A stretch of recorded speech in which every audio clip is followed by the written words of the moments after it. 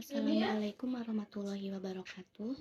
Perkenalkan, nama saya Ina Elina dari kelas E Sosiologi semester 1. Di sini saya akan memaparkan hasil bacaan saya tentang komunisme dan postkomunisme.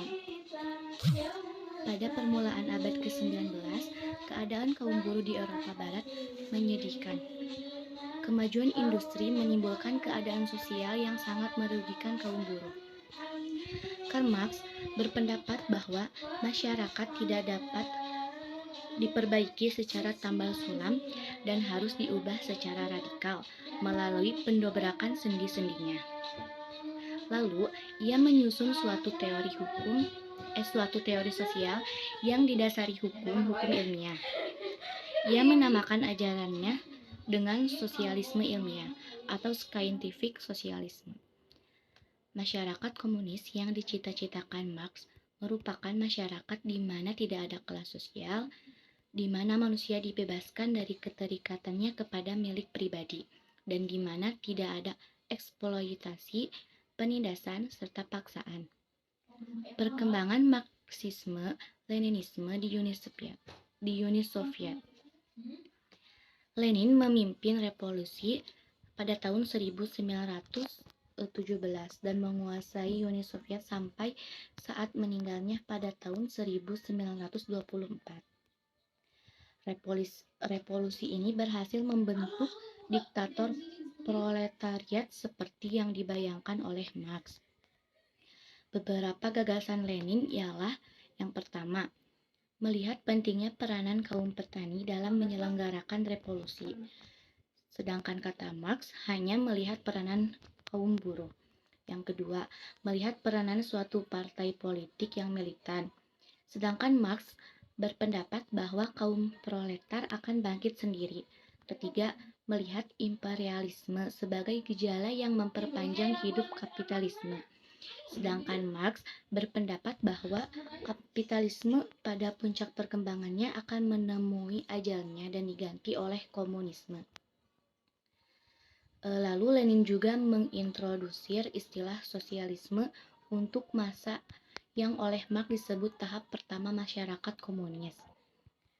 Stalin memimpin Uni Soviet pada tahun 1924 sampai 1953. Pada tahun 1963, Undang-Undang Dasar Lama diganti oleh Undang-Undang Dasar Baru yang secara formal menetapkan tercapainya sosialisme dan berakhirnya tahap pertama dari revolusi, dan resmi dimulai tahap kedua masyarakat ke arah masyarakat komunis. Selanjutnya, Khrushchev melancarkan gerakan destalinisasi melalui Kongres Partai Komunis Uni Soviet yang ke-20 yang diadakan pada tahun 1956.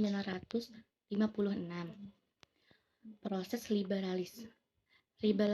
liberalisasi yang diakibatkan oleh gerakan destalinisasi itu mempunyai pengaruh besar atas negara-negara komunis lainnya. Pandangan mengenai negara dan demokrasi. Golongan komunis selalu bersikap ambivalen terhadap negara. Marx yang di mana-mana dihadapkan dengan aparatur kenegaraan yang dianggap menghalangi cita-citanya. Berpendapat negatif terhadap negara. Negara dianggapnya sebagai suatu alat pemaksa atau instrument of coercion. Demokrasi pada tahap ini, menurut Lenin, bersifat demokrasi untuk mayoritas dari rakyat dan penindasan dengan kekerasan terhadap kaum pengisap dan penindas, dengan jalan menyingkirkan mereka dari demokrasi. Terus ada demokrasi rakyat. Menurut peristilahan komunis, demokrasi rakyat adalah bentuk khusus demokrasi yang memenuhi fungsi diktator proletar. Pertumbuhan demokrasi rakyat berbeda di tiap-tiap negara sesuai dengan situasi sosial politik setempat. Adapun ciri-ciri dari demokrasi rakyat itu berbentuk ada dua. Yang pertama, suatu wadah front persatuan yang merupakan landasan kerjasama dari partai komunis dengan golongan-golongan lainnya dalam penguasa.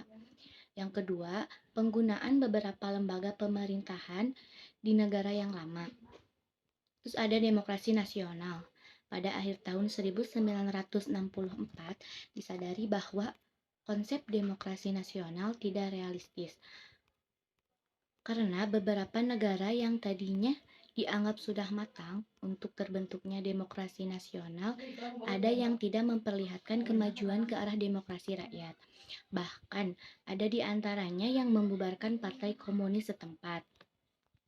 Dalam hubungan ini, perlu diterangkan adanya tanda-tanda bahwa pada dewasa ini sikap kaku pemimpin Cina terhadap dunia luar agak diperlunak sebagai akibat dari revolusi kebudayaan yang benar-benar mengguncangkan sendi-sendi masyarakat Cina. Upaya untuk pembaharuan sistem politik dilakukan secara bertahap di Cina dengan membuka keran kebebasan terlebih dahulu di tingkat lokal melalui pemilihan langsung memilih kepala desa. Nah, meskipun demikian, harapan munculnya demokrasi dalam arti sesungguhnya, seperti yang kita kenal dewasa ini di banyak negara, tampaknya belum akan terjadi dalam waktu dekat di Cina. Terakhir ada kritik terhadap komunisme dan runtuhnya kekuasaan komunis. Nah, dari dalam Uni Soviet sendiri, akhir-akhir ini terdengar pula suara-suara kritik dan perbedaan pendapat sekalipun masih merupakan suara minoritas yang lemah dari kelompok kecil yang bergerak di bidang kesastraan dan ilmiah. Beberapa pengarang muda dihukum kerja paksa karena menerbitkan di luar negeri karangan-karangan yang dianggap anti-Soviet. Sedangkan beberapa orang yang memprotes pengiriman tentara Uni Soviet ke Cekoslovakia pada tahun 1968 disingkirkan. Nah, keruntuhan rezim komunis memunculkan beragam teori dan penjelasan. Kejatuhan rezim komunis karena faktor Gorbachev, kegagalan ekonomi, peran kekuatan oposisi, kompetisi dengan negara-negara barat, koreksi dan reinterpretasi pada ajaran Marxisme, jangkauan wilayah pengaruh yang terlalu luas, perbandingan tentang revolusi, teori perbandingan tentang modernisasi, dan teori tentang krisis